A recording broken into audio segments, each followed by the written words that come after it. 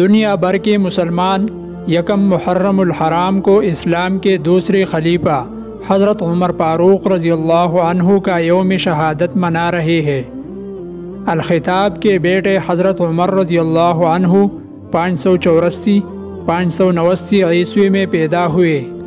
وہ تاریخ کے سب سے طاقتور اور بااثر مسلمان خلفاء میں سے ایک تھے۔ وہ نبی اکرم صلی اللہ علیہ وسلم کے صحابی تھے۔ وہ اسلام کے پہلے خلیفہ حضرت ابوبکر رضی اللہ عنہ کی جانشین ہوئے۔ حضرت عمر رضی اللہ عنہ کا تعلق قبیلہ قریش کے عادی خاندان سے تھا۔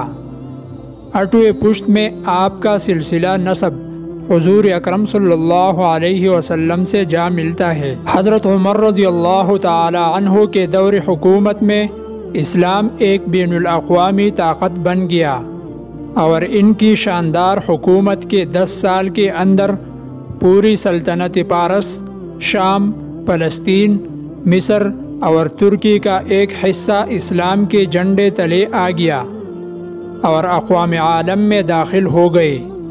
وہ اسلامی تاریخ کے سب سے زیادہ انصاف پسند حکمرانوں میں سے ایک تھے۔ حضرت عمر رضی اللہ عنہ، جنہیں رسول اللہ صلی اللہ علیہ وسلم کے بعد مسلمانوں کی سب سے بااثر شخصیت سمجھا جاتا ہے، حضرت عمر رضی اللہ عنہ کو ایک زرتشتی غلام ابو لولو پیروز نے شہید کر دیا، جس نے ان کے پیٹ میں اس وقت کئی وار کیے جب وہ مسجد نبوی میں نماز فجر کی امامت کر رہے تھے۔ مختلف مذہبی تنظیموں نے حضرت عمر رضی اللہ عنہ کے شاندار کارناموں اور ان کی شخصیت کے تقویٰ کی یاد میں شہر بھر میں مجالس اور سیمینار منعقد کرنے کا منصوبہ بنایا ہے۔ تمام شہری بشمول خلیفہ خود قانون کے سامنے برابر تھے۔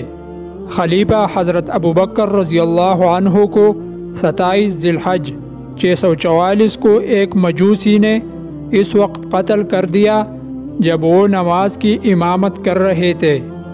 ان کے پیٹ میں 6 چھورا گھونپے جو جان لیوا ثابت ہوئے۔ اسلام کے عظیم خلیفہ نے یکم محرم کو شہادت قبول کی۔ اللہ تعالی ہم سب کا حامی و ناصر ہو، آمین۔